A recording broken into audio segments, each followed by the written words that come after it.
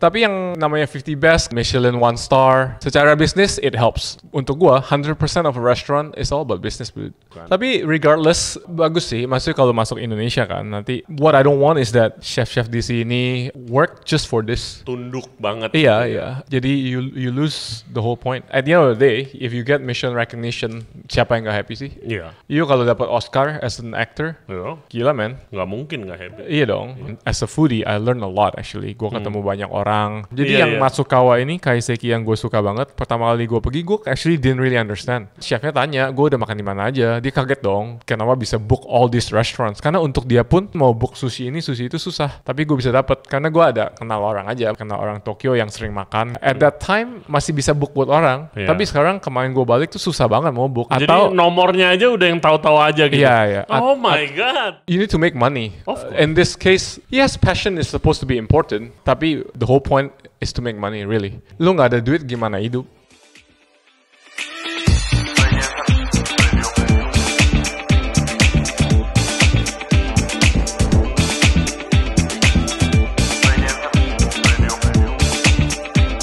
Hello guys, welcome back to Ray Jensen Radio Podcast. Thank you very much for tuning in to the show today. Ini adalah part kedua dari podcast kita sama Sander Jackson Siswojo yang punya akun Instagramnya Palatism. Dia adalah seorang food content creator yang sering makan di restoran berpenghargaan di seluruh dunia, khususnya di Jepang dan juga Hong Kong, karena dia tinggal di Hong Kong dan dia adalah seorang head designer untuk salah satu F&B group terbesar di Hong Kong. Nah, part 1 dia udah kenalan nih sama kita. Nah, part 2 dia mau jelasin bagaimana ceritanya waktu dia ditawarin jadi voter World 50 Best Restaurant. Biarpun sekarang udah enggak.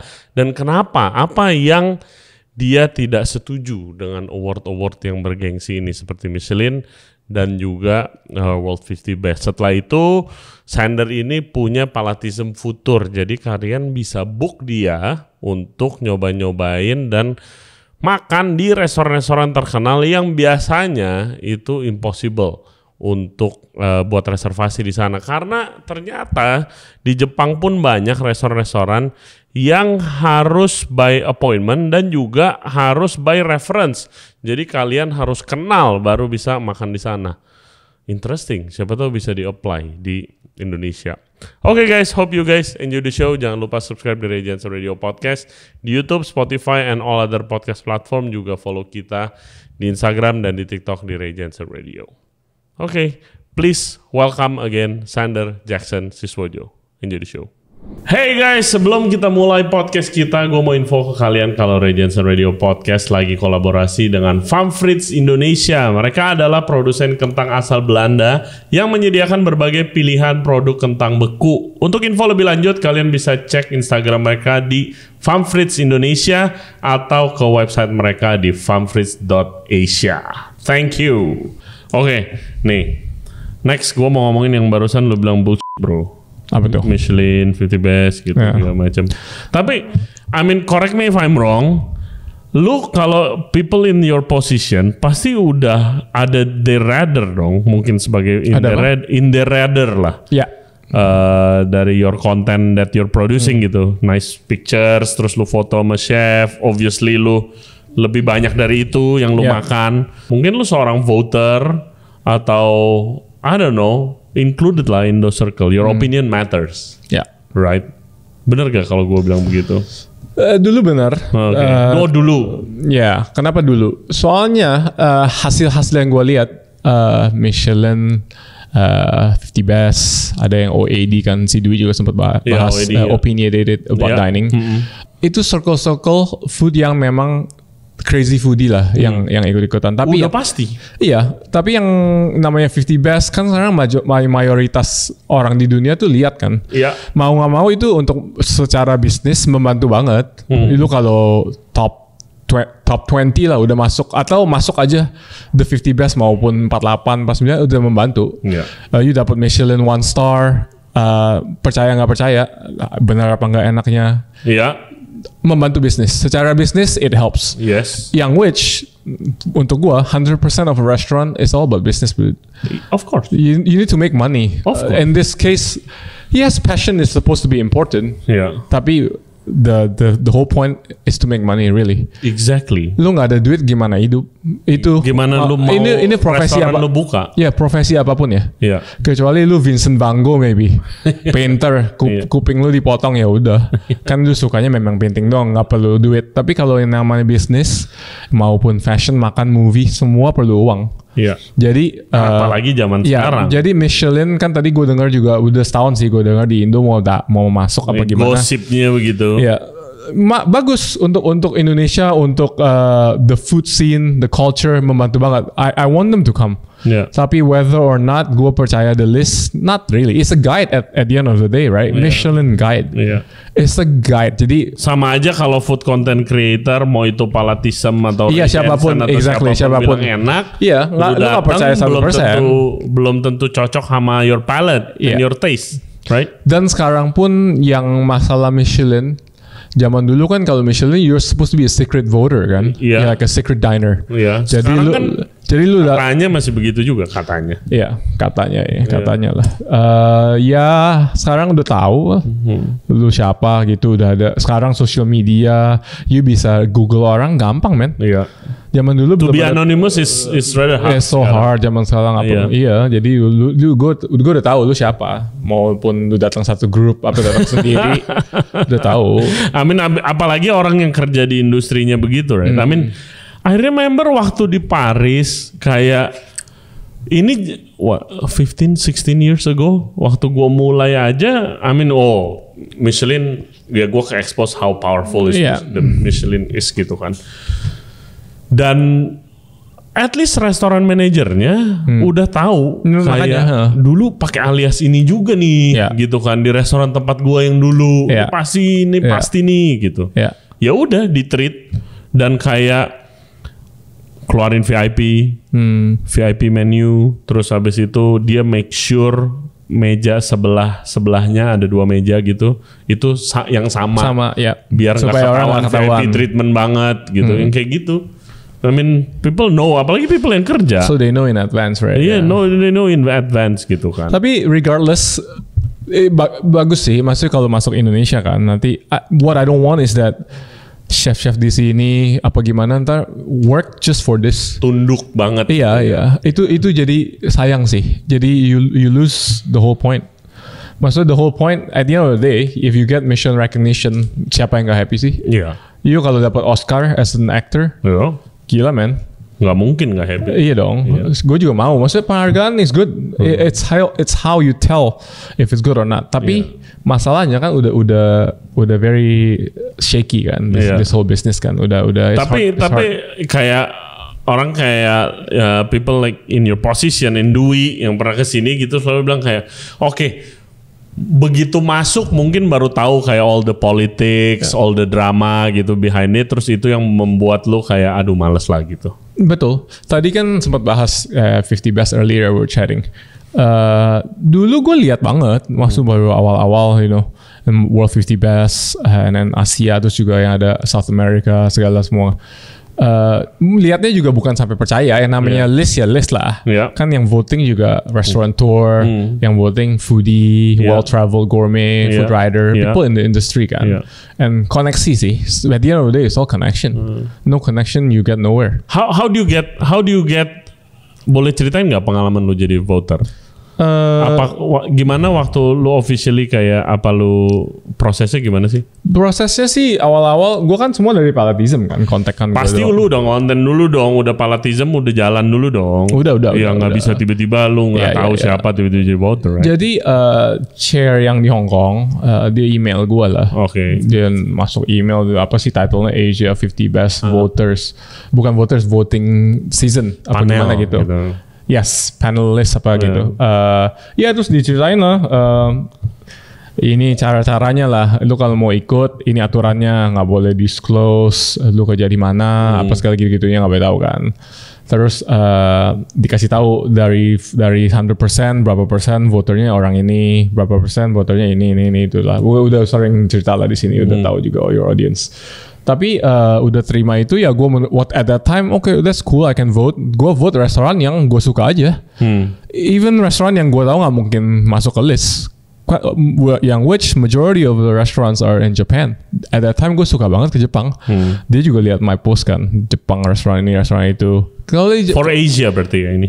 Asia ya. Asia. Tapi world juga sempat kan juga sempat ditanya waktu itu kan gue sering ke New York ke What happened kalau di the listnya itu lu yang belum coba, ada yang lu belum coba? Maksudnya what happened gimana? Kayak listnya misalnya ada I don't know 100 list misalnya restoran 100 restaurant in the list. Terus ada restoran yang lu belum pernah coba. Itu lu nggak vote, lu nggak boleh vote. Nggak boleh dong. Jadi at that time before pre-pandemic ya, the restaurant yang you visit harus the 6 month. You have to have visited the restaurant, maupun sekalipun 2 kali apa however many times. You have to visit ya. You already pernah makan dan harus within the past 6 months. Ya, 6 bulan yang lalunya udah pernah ke sana. Kalau 7 bulan nggak hitung. Jadi harus quite recent at that time. Terus gara-gara pandemic kan, traveling becomes difficult. And dari you vote 10 restoran, maksimum cuma boleh 6 atau 4, gue lupa. 6 atau 4 within your region yang tempat you tinggal. Kan gue di Hong Kong. You cuma boleh vote 6 atau 4 restoran yang di Hong Kong. 4 atau 6-nya mesti tempat lain. Mesti di luar Hong Kong. Mau di Indonesia kayak di Jepang kayak yang you pernah pergi aja. And it can be any restaurant. It doesn't have to be anything. Terus ya gitu. Ya mulainya ya awal mulanya ya vote kayak gitu. Terus gue lihat hasilnya ini ya like I said, politics, for lack of a better term, it's all about connection lah. Terus yang gue penasaran, who chooses the restaurant on the list? The panel dong, yang the chair. Oh, the chair. Di atasnya voter berarti. Makanya yang voter, it's just voter to be honest. My vote doesn't mean shit. Doesn't mean shit. Kalau yang lain nggak vote itu juga ya pasti kalah vote gitu. To be honest, gue nggak pernah disclose gue voter ya. Ini the first time actually di in the podcast or even to my friends. Gue nggak pernah, karena kan gue nggak mau aja kayak. I like to respect the authority, right? Itu caranya. Tapi it's just I know zaman sekarang pun. Tapi kan people in the know, you know. Not necessarily sih, nggak juga. I mean dia bakalan pikir I think he is a voter, ada tapi cannot be 100% kan? Cannot be 100%. Gitu. Terus apa namanya yang gue tahu sekarang tuh voter sekarang bangga banget men, kayak gue voter 50 best tuh kayak langsung disclose ke restorannya. Gue nih voter. Maksudnya ada yang gosipnya begitu. Maybe, I don't know it for real. Maybe mungkin mau dapat special treatment apa gimana, apa kayak. Kalau begitu hati-hati ntar orang ngaku-ngaku. I mean this really funny documentary, ada orang kayak gara-gara Michelin itu udah kayak it's all about connection, ada certain attitude-nya voter Michelin tuh gimana. Ada orang kayak ya udah sosokan solo diner bawa note. And he got special treatment di mana-mana gitu ya, udah sampai segitu sekarang. Itu juga yang jadi masalah sih. Maksudnya these restaurants mereka agak takut sih. I don't know why. I mean, if you serve good food, you don't do special. It's just karena one thing we discuss, bro, it's about business. Lu bisa, I mean the effect besar banget, man. The effect kalau di Prancis, lu hilang 1 star, itu bisa tutup restoran lu, bro. Atau some people, bunuh diri, man. Sama chef. Ada ceritanya Chef Bernard Loiseau. Iya itu. I mean, dan ternyata abis dia suicide, starnya nggak hilang. Itu gila banget, bro. Udah setakut itu, separno itu kan. Paranoid ya. Iya, paranoid gitu. Tapi at the same time ada sisi bagusnya juga buat the F&B culture and industry of a country gitu. Emang se-powerful itu mereka. Gitu kan. Dan tadi lu bilang yang decide on the list siapa? Kenapa gue juga udah males? Soalnya like I said, the vote doesn't matter. Yang decide kan the chair. Ini like I said politik kan. Kita juga we discuss about this earlier. I mean gua ada a friend namanya Jacob Kier. Dia sekarang chef owner di Lura namanya di Kyoto. Gua kenal dia waktu makan Noma Jepang. Dia lagi kerja, gua makan, dia bawa gua kitchen tour, terus kita kenalan. Gua ajak dia ke Jakarta, gua bawa dia ke Lembang. Gua tahu kan ini orang Noma pasti demen foraging, kita foraging di Lembang gitu. diajak gua makan dia got me a seat di Noma Australia. Terus habis itu waktu gua ke Jepang dia lagi bangun restoran dia. Sekarang udah buka. Terus waktu itu di Jepang kayak waktu udah buka terus dia dapat Michelin star 1 atau 2 gitu lah. Terus ya waktu lagi DM-an terus kayak oh my god Ray, you know the list is so gini gitu. Kayak ya once you're inside lo baru ke expose sama ininya gitu. Baru sebenarnya udah tahu sih semua, tadi gue bahas Oscar semua juga gitu. Iya, tapi kan kalau Dwi mention ini quote-nya Anthony Bourdain sih kayak the chef and all people play the game karena they don't want the party to stop. Iya dong, memang. Iya. And they're having a lot of fun, dude. Iya. And why should they want to stop? Yeah, that's why waktu gue ke yang di Macau itu 50 best 2019 I believe. I still go. I mean, because I know most of the chef kan, teman-teman gue semua. I to see them, congratulate them. Just, it's a fun party to be in the circle of all the industry people, right? We know how hard they work gitu kan. Pasti they work hard. Yang gue suka, there are some restaurants yang dia nggak kerjain any marketing, no promotion. The chef literally just cook at the restaurant. And dapat award. That's itu baru benar. Tapi kan the majority of the people on the list right now kerjanya yuk ke restoran dianya nggak di sana. Lagi holiday, lagi ke ke apa sih yang di Greece Island gitu-gituan. Santorini betul, lagi di Santorini gitu. Gimana? Maksudnya kan I know it's not just about the chef, that one chef juga, tapi at the end of the day it is about that one chef. The restaurant it's tied to the name of the chef nowadays, man. Yes.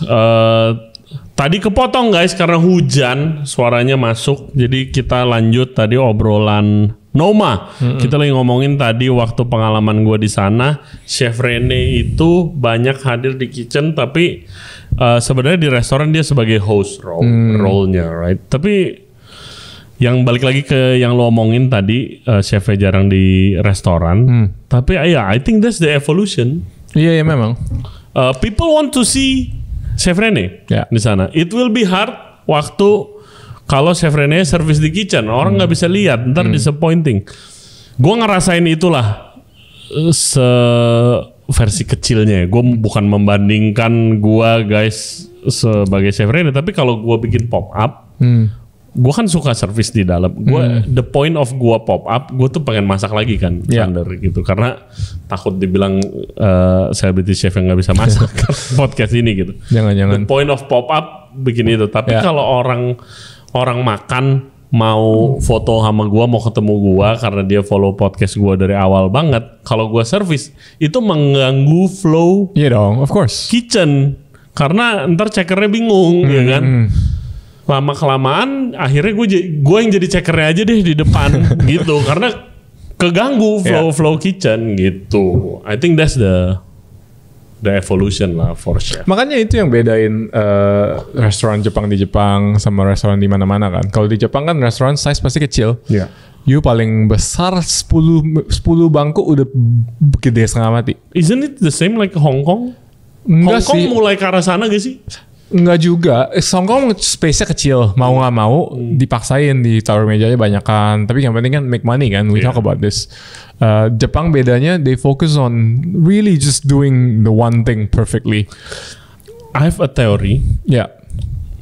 Menurut gua, what's happening in Japan, especially in the big cities like Tokyo Osaka gitu-gitu, is kayak the final evolution of F&B industry.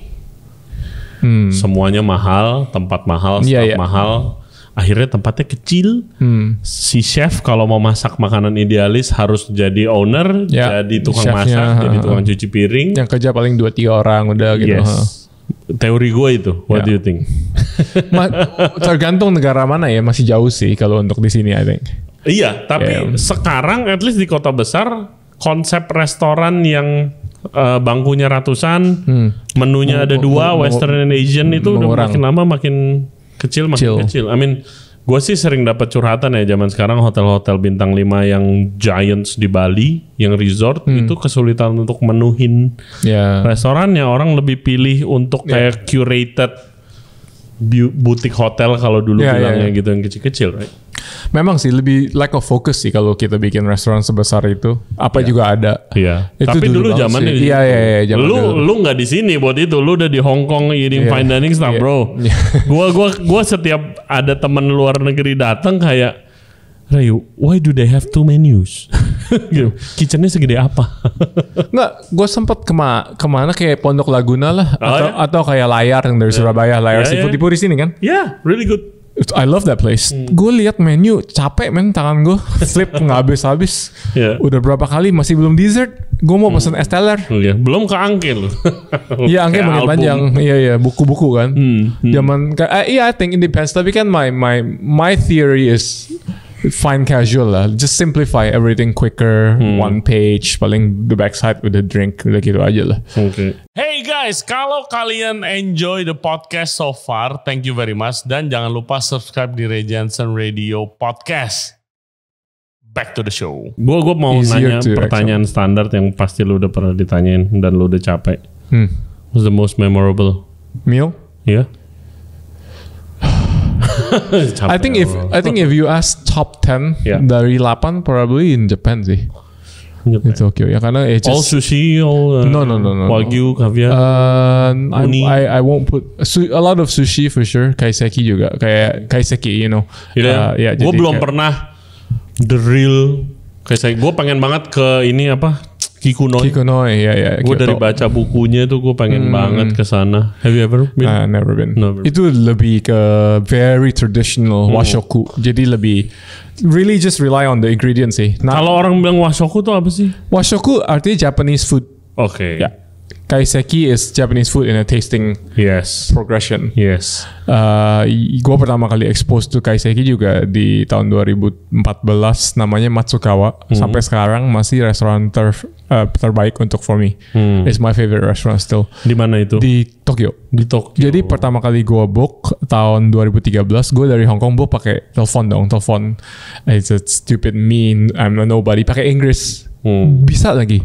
At that time masih bisa pakai Inggris. Sekarang lu kalau mau ke sana mesti introduction only. Jadi how does that work? Lu mesti ajak. Jadi kan di restoran Jepang yang kayak gini-gini sushi lah, kaiseki lah, pokoknya yang counter mejanya cuma untuk 6 orang. Bentar, pause dulu nih karena listener pasti belum tahu. Banyak yang belum tahu. Jadi guys, di Jepang dan beberapa restoran apa ya, yang kecil dan susah dapat seating, ini udah lebih gila lagi nih.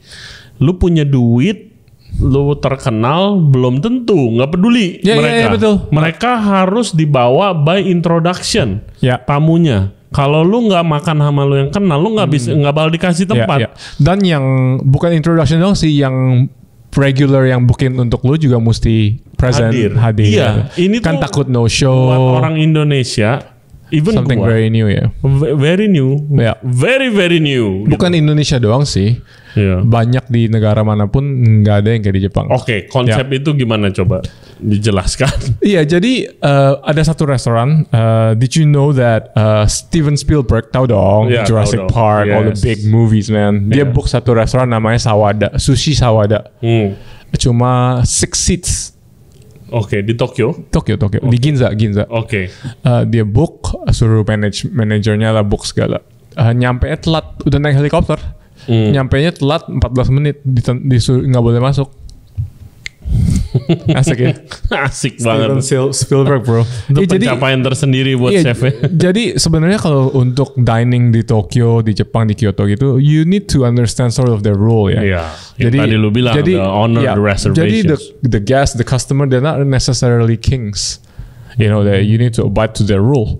Jadi kayak yang tadi gue bilang, as a foodie, I learn a lot actually. Gue ketemu banyak orang yang gue tahu in my foodie circle, they're rich, bro. Conglomerate yang owner of this company, that company, apa segala. Pertama kali gue ajak sama istri gue nih ke Jepang, kaget dia. Kok ada ya foodie circle yang seperti ini? Yang seperti apa tuh? Jadi kan biasa foodie, gue bilang gue foodie, gue suka makan, banyak orang bilang ini, tapi yang sampai laki-laki ketemu tanya, pas udah ketemu, udah lama ketemu, tanyanya bukan lu jam tangan lu apa, you setir mobil apa, nggak gini kan, pertanyaannya lu udah ke restoran mana, lu makan apa, lu udah makan apa gitu.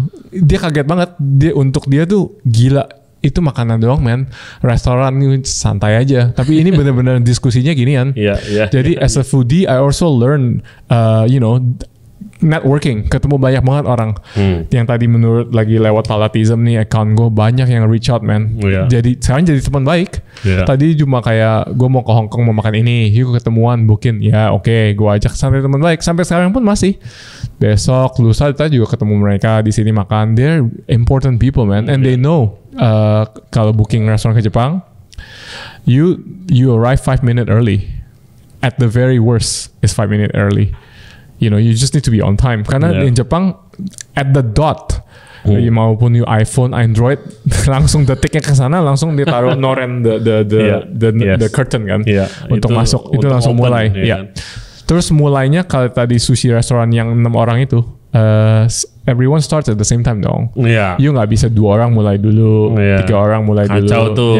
Kalau di Jakarta sulit tuh, Jakarta. Nggak bisa. Iya makanya. Tapi but then again you can cari akal sih. You want to come on time, you can. Just you need to plan ahead.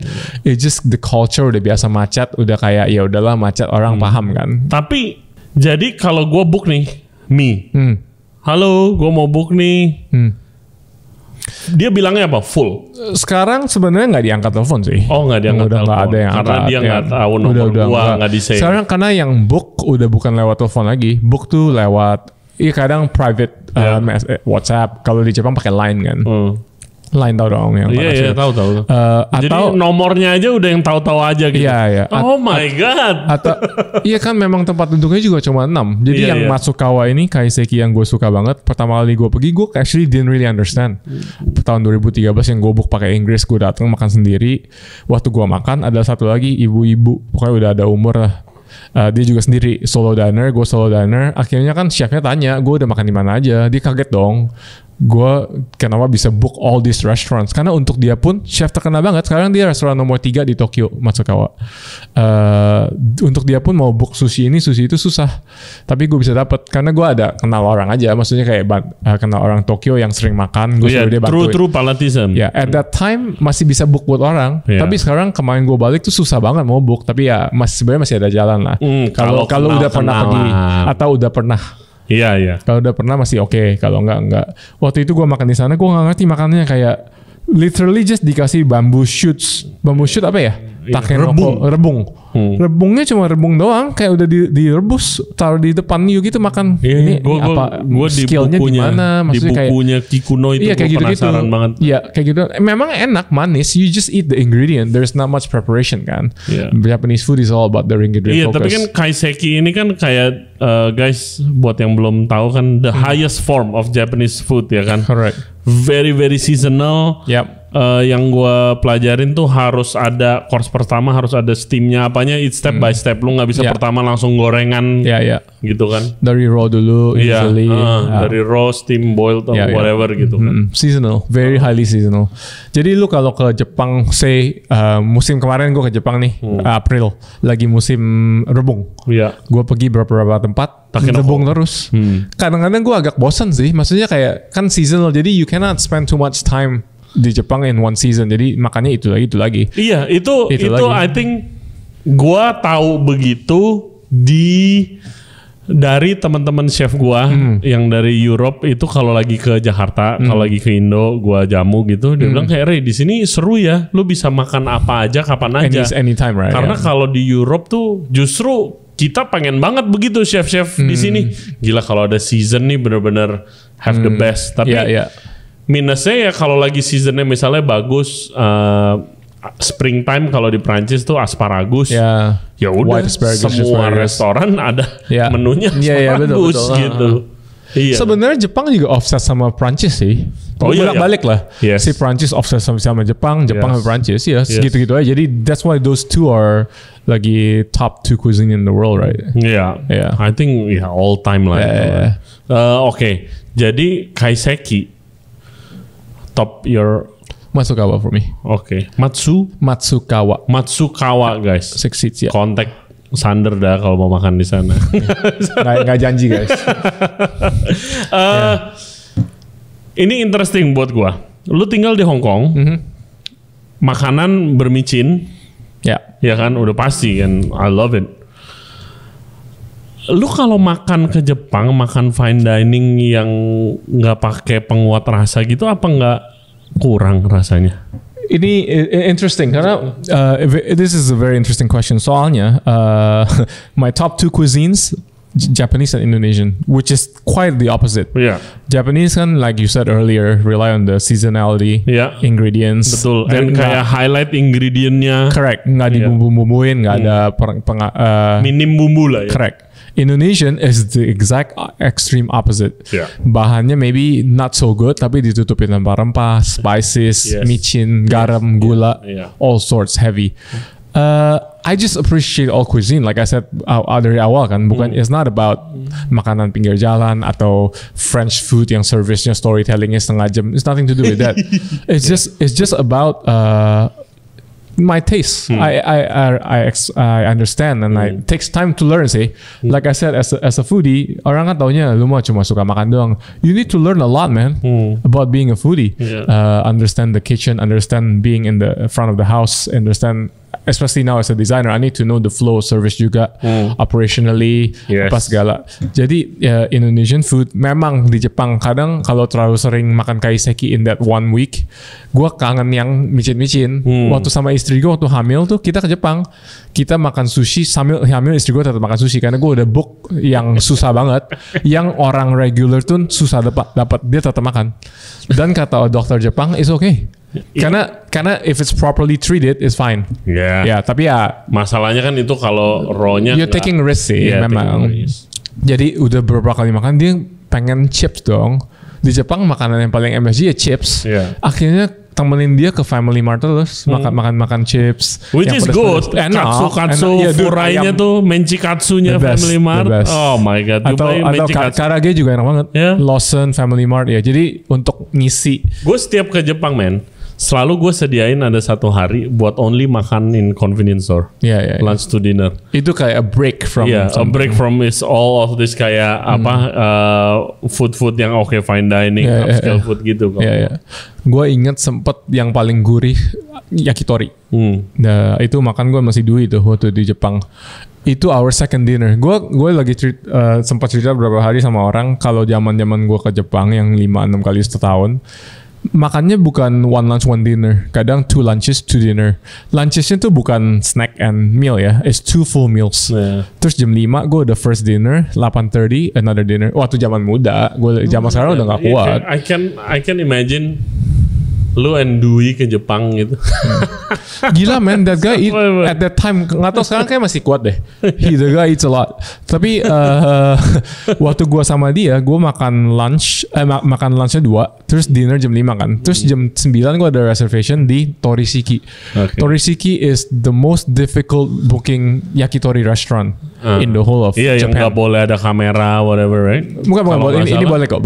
Ini ada satu lagi. Itu baru buka namanya Kasahara. Now even better than Torishiki. Tapi at that time Torishiki is number 1 kan. Gua makan sama dia yakitori jam 9. Itu his second meal and my second meal juga. Beda. First meal beda. Kita mulai jam 9. Pulang dianterin gue naik taksi jam 2 pagi. Makan yakitori 5 jam. How good can yakitori kan be, bro? Dia perlu, dude, it's so good man. It's about the ingredients, it's about the charcoal heat. Kayak charcoalnya kalau terlalu dekat ke ayamnya kan ntar kebakar. Kalau maksudnya udah mulai mateng, you baru turn off the deketin kan supaya. Pasti pakai bincontan juga. Bincotan. Bincotannya juga yang spesial. Beneran. Yang kalau dipukul ada suara kayak seng, tang gitu. Terus di sana dikasih, udah pulang dia kasih bincotannya dia. Tapi gue pikir gue dikasih bincotan buat apa? Bawa pulang Hong Kong, gue geragotin. Akhirnya gue gak bawa pulang sih, sorry. Tapi akhirnya 5 jam makan, akhirnya total 32 tusuk. Beda parts of chicken. Ya. 32? Beda treatment juga. Is that much? Yes. Ada ducknya, ada nasinya juga ya semua. That was amazing meal. That was one biggest meal I had with him. With Dewey. Seru man. Udah mabok man. Pasti. Dari jam 5 sampai With jam 2 sake makan and beer terus. and everything. Yeah. So And good. champagne kalau That was so much fun. At the time enggak sih. At the time enggak. Beer. I mean, karena it's interesting kenapa? Karena gue tuh selalu dapat komen kalau misalnya temen gue mau ke Europe, ke Jepang, minta rekomendasi sama gue kasih rekomen, tapi balik kayak kurang nendang rasanya gitu segala macam. Karena ada zaman sekarang nih, zaman Instagram dan restoran konsepnya udah makin interesting nih, teman-teman gue ada yang kayak new found foodie nih gitu lah. New self-proclaimed foodie. Yeah. Which gue totally support, the more the better kalau foodie. Tapi kayak gue selalu bilang sama mereka, oke, lu mau ke Europe, coba latih palet lu dulu. Lu jangan makan banyak micin dulu di sini, jadi lidah lu mati. Jadi ntar makanan yang di sana kurang gurih semua. Karena itu yang what I found waktu gue waktu pertama kali di sekolah masak ke Perancis, gue di sekolah masak makanan semua hambar bro. Gue inget banget masak cold soup vichyssoise. Yeah. Itu udah dinosaur dish lah, sekarang udah nggak ada. Sup dingin guys kan. Itu gue kayak anjing, gue udah jauh-jauh ke Prancis, gue udah nontonin nih chef masak 1 jam lebih, gue makan hambar. Hambar ya. Gitu. Itu kayak makanan rumah sakit sih. Iya, kayak loh, kok hambar. Kecuali RSPI ya, rumah sakit RSPI makanannya enak banget. Oh, The kantin bawah bacangnya guys. Kalau gue sampai makan ke sana padahal iya kan? Exactly. Gue baru mau ngomong. Banyak enak setengah mati. Asinan Betawinya gila. RSPI Puri Indah kemarin gue makan bacangnya top bener sama soto Betawi juga. Iya makanya memang banyak banget yang nggak sakit kesana. Oh my god, dia sampai tahu man, real foodie nih bro. Iya dong. Ya anyway, itu yang gue rasain. Terus kayak gila, malu-maluin banget lagi. Gue dulu dibawa ke chef gue makan fine dining bro. First time exposed to Michelin star. Jadi ada satu chef di di Cordon Bleu di Paris. Dia tuh kalau habis graduation, dia traktir anak-anaknya makan. Terus dia rule-nya gampang. Semester pertama which is basic cuisine, lu 1 Michelin. Intermediate 2 Michelin. Itu 3 Michelin. Gue pertama makan Michelin sama dia, gue dikasih super dingin, it's a piece soup gitu. Terus kayak gue nggak tahu, gue angkat tangan, gue panggil servernya. Gue meja beda sama dia, gue angkat tangan, gue bilang it's cold. Ditempeleng gue sama chef gue. This is summer, you want to eat hot soup in summer. Gue kayak dalam hati gue, yes, I want my soup hot. Tapi we've all been there, you know, kayak susah juga bilang karena kita jiwa orang Indonesia kan, taunya gitu doang. It's also a lack of education in terms of tahu makanan. Iya betul. You know, kan di sini kan nggak ada seasonality kan, apapun kapanpun ada aja. Betul. Terus kalau you keluar makan kayak di makan pizza, di atasnya ada lihat sayur mentah, juga kaget dikira lalapan. Maksudnya those things like that. Definitely. Iya kan, kayak yang kayak pokoknya kayak keri-keri dibilang gulai. Maksudnya they always relate to what they know here, which is fine. Tapi kayak you know nggak gitu juga. Jadi kayak pernah conversely gak sih lu bawa orang-orang chef fine dining ini makan di sini? Pernah dibalik gak? Lu jamu mereka makan di sini? Di Indonesia? Enggak juga sih. Chef luar yang hebat-hebat belum pernah. That's my dream. I think you should. I'm already talking to David Light, neighborhood chef. Tadinya The Bar Neighborhood. Mau ke Jakarta, gue mau bawa tour. Please salam bilang gue big fan. Yes. So yeah, next time I do a tour. Tadinya mau tahun lalu. Udah oke, udah sign up segala. Tapi istri hamil. Jadi susah lah kalau gue mesti jaga anak, terus mesti tour juga. Jadi postpone lah. Paling tahun depan. Udah 2 kali. Pertama kali COVID, gue cancel juga. Udah banyak teman-teman kan I do tour juga. Tapi kalau di Hong Kong ya Palatinism Food Tour gue bilangnya. Oh ya? Ada. Di Aji ada tulis kok. Banyak yang kontak. Oke. Ya. Tapi ya ada tiernya, ada yang casual, ada premium sama luxe. Untuk food tour itu, lu arrange gimana sih? Ini restoran kan full anyway, right? Yes. Kayak ada waktunya. Kadang gue bilang kalau lo tanya dia lo kapan yang gue kan bisa book mau 10 orang nih gitu. Kan ada TNC-nya kan, terms and condition-nya. Jadi kalau yang casual kapanpun bisa. Kalau yang premium lebih a bit more time lah. Tapi kalau yang luxe paling panjang. Tapi ada aja jalan lah. bisa. Oke, Palatism Food Tour guys. Ini udah sejaman baru keluar nih. Palatism Food Tour. Iya.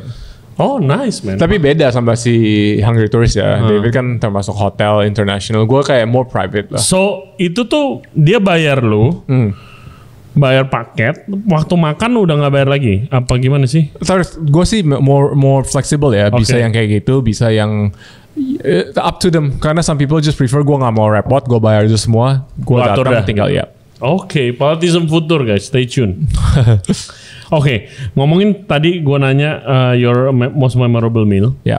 Tadi guys sebelum podcast kita ngobrol-ngobrol. My most memorable meal, one of them itu Noma di Tokyo waktu mereka pop up. Menurut gue itu life changing meal. Tapi Sander malah bilang kayak it's rather disappointing for him. It wasn't disappointing. I hated it. Oke. No, just kayak benar. I think. Oke, gua karena itu so impactful for me dari berbagai macam sisi. Iya, ngomong dulu kenapa impactful tempat mealnya. Jangan, lu dulu dong. Tapi kayak gue tuh remember almost every aspect of it karena bener-bener gue merasa itu impactnya besar banget ke gue gitu. Kalau lu dulu, pertama for you it's not that hard to make reservation, I bet. It's okay, yeah. Okay. It just balik lagi kan just my circle lah. Memang orang yang gila makan kan. Yes. Yeah. Tunggu, lunch or dinner?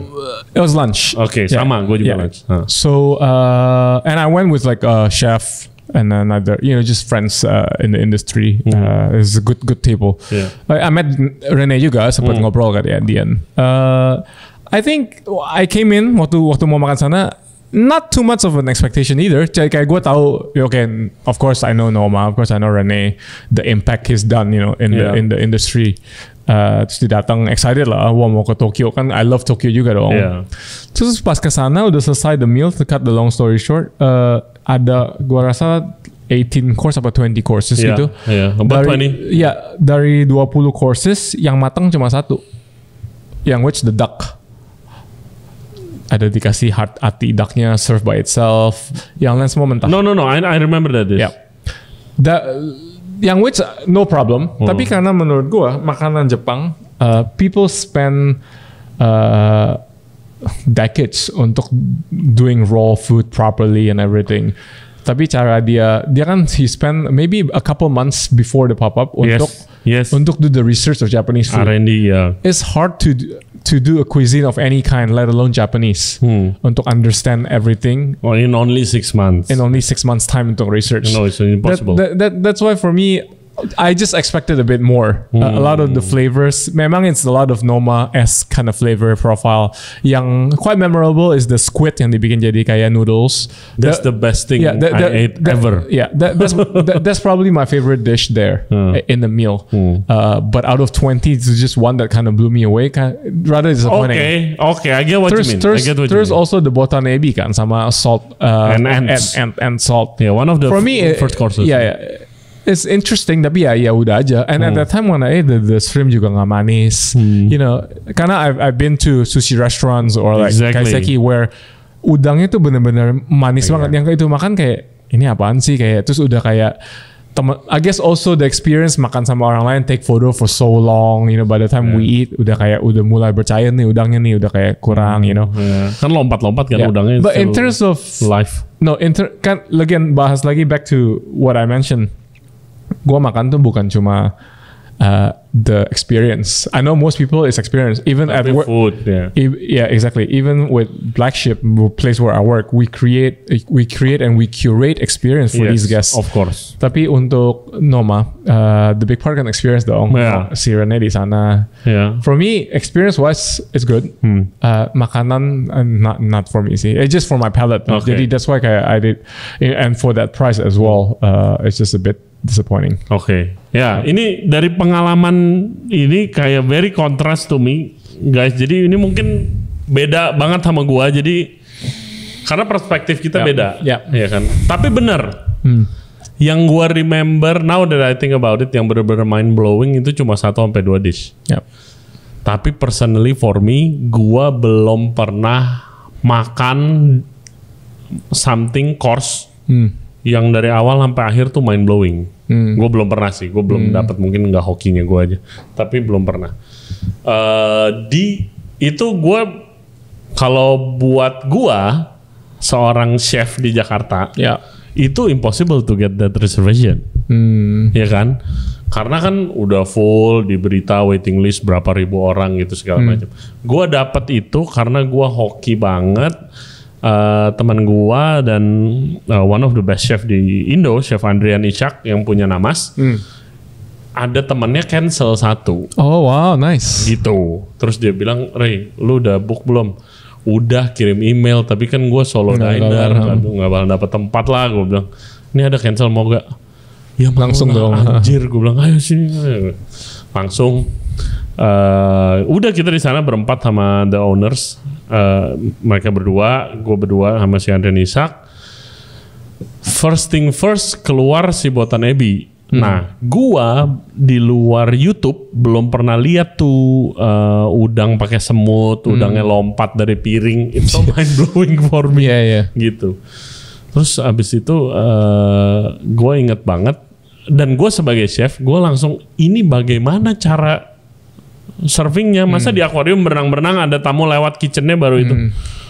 Gila banget bisa sedetail ini gitu kan. Soalnya gue udah beli bukunya Noma, gue udah tahu dia world number 1 gitu dan segala macam.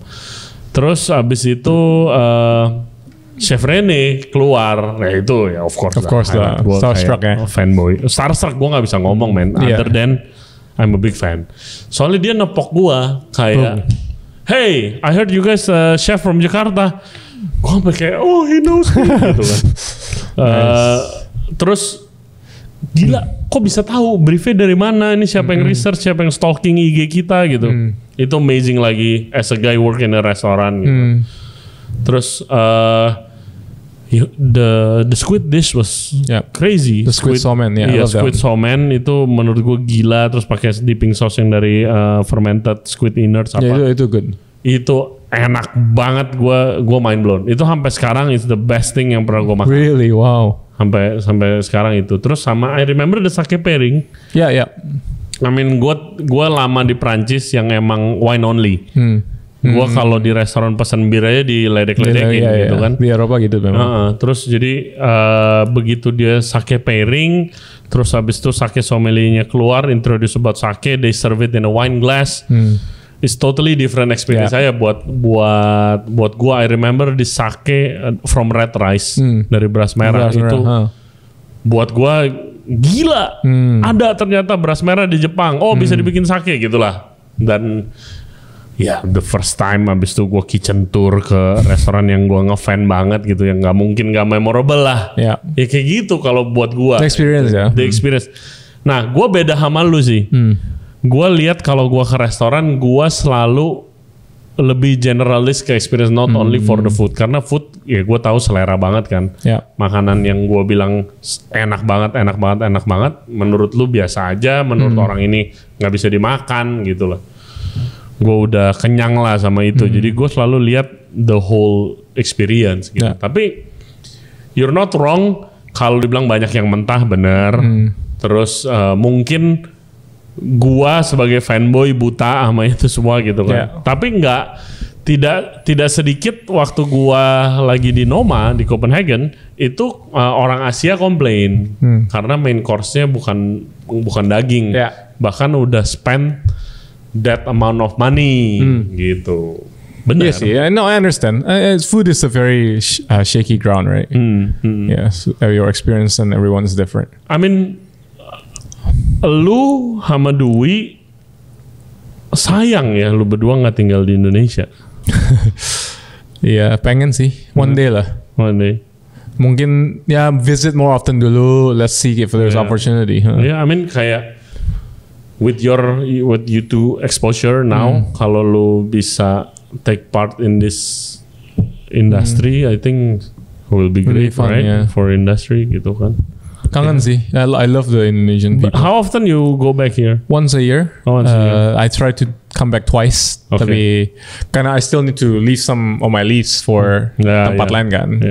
Mau nanti kita tahun depan rencananya ke Eropa sih. Oke. Ya, San Sebastian. Itu lagi Italy. naiknya. Ya. San Sebastian gue pengen banget ke sana. Iya, pengen. Si Dwi kan lagi gila-gilanya kalau makan makanan Eropa kan. Nordic sih dia lebih ke North Europe. Sweden gitu segala macam. Oke, bro, ini ada pertanyaan dari netizen. Siap. Thank you very much guys for the questions, keep them coming. Yang paling menarik seperti biasa kita akan tanyakan ke guest kita. Oke, pertama dari Ana, shout out to Ana. Restoran mana yang paling memorable dari 2 tahun terakhir? Gila banyak sih. Actually banyak yang enak. Memorable, not enak. Iya tahu. That's true. Memorable. I would say yang tadi masuk. I'll choose a different one. I think sushi recently. Just last month, gue ke satu tempat sushi. Dia dulu di. I think sushi. Gue waktu bulan April ke sana. Gue taunya just one day before. Lagi makan di sama teman birthday gitu. Dia bilang lu harus ke namanya Kojimachi Nie di Tokyo juga. Dia baru pindah ke Tokyo, tadinya di Saitama, 1 hour away from Tokyo. Gua ke sana, dia bilang itu cuma nigiri doang, jadi nggak ada appetizernya, nggak ada snacksnya, nggak ada sashimi apa segala, just nigiri, 20 pieces of nigiri. So gua ke sana, gua tahu nggak boleh foto, it's very strict. Jadi expectation gua kayak fuck man, nggak bisa foto, ngomong juga mesti kayak you're like going to a temple. Di Jepang banyak yang gitu. Waktu gua pergi ke sana, gua makan, the ingredients are super pristine. The highest level of food. Jadi yang the most shocking, I can name one specific dish, is the whale. Buntut ikan paus, buntutnya dijadiin nigiri. Dari segi appearance, it looks like wagyu sih. Quite marbling, merah. Wow. Kujira namanya kalau in Japanese name. Gila, shocking. Whale. It's super good. Gue pernah makan whale dulu zaman waktu awal-awal ke Jepang, tapi di Tsukiji. Tapi it's pantas nggak boleh foto. Iya sih. Ya, maybe. Tapi it's seasonal juga sih. Whale. Jadi itu one. Dia tanya 2 ya, si Ana ya. Rakus juga tanya 2. Another meal for me di manapun kan? Manapun. Susah sih. Gue pilih ini deh. The last meal I had was at Moon Bay yang tadi gue bahas kan.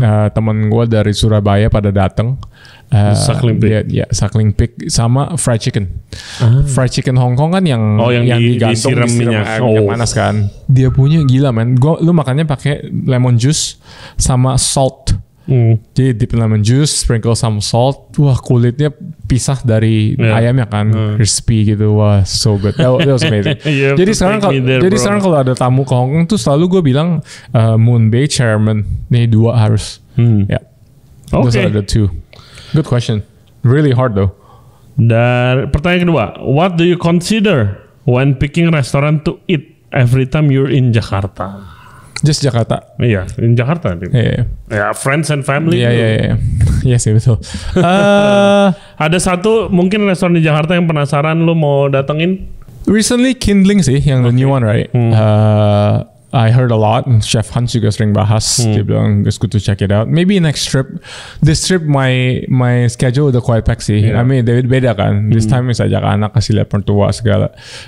Kindling pengen cobain. Banyak yang casual juga. Pengen explore Blok M sih. I mean it doesn't have to be fine food, right?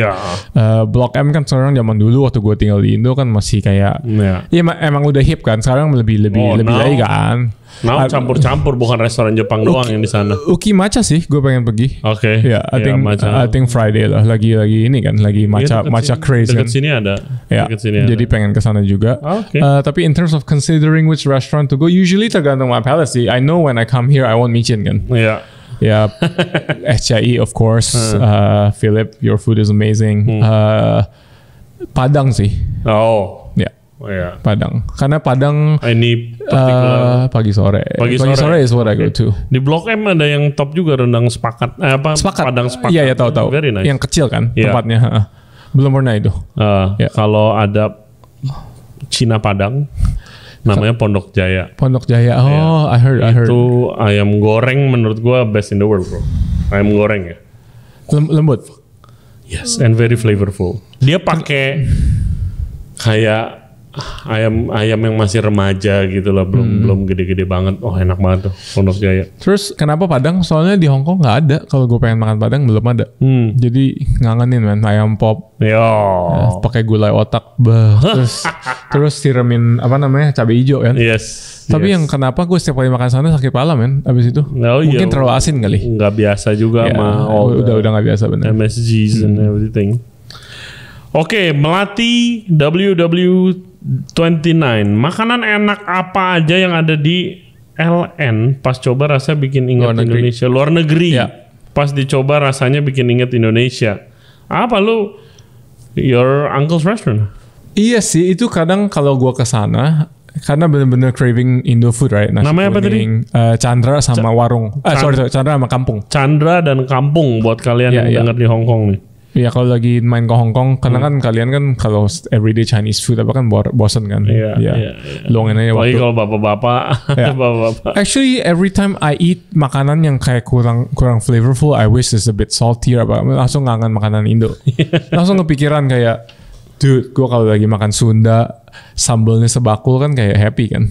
Kayak that's something I can't have outside of Indonesia. Yes. But I wish that I think moving forward orang makin tahu makanan Indonesia, semoga dia bakalan mau buka di luar. Amin. It's very hard makanan. It's not easy karena all the rempah-rempah juga harus dari sini kan. And it's different. Gue sering tadi bilang jahe dari itu beda. Masak makanan dulu di Eropa sering banget lah. Kayak begitu tahu orang Indonesia, oh Bali, oh bukan Bali.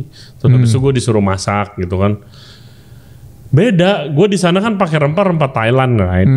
Adanya. Beda lagi sana, beda. Itu buat makanan Thailand cocok, buat makanan Indo ada yang kurang ada aja. Yang, gitu. Betul. It's very specific. Yes. Ini dari Kinaray Phil nih, shout out to Chef Philip nih. Finally, my bro in Ray Jensen Radio, mantap.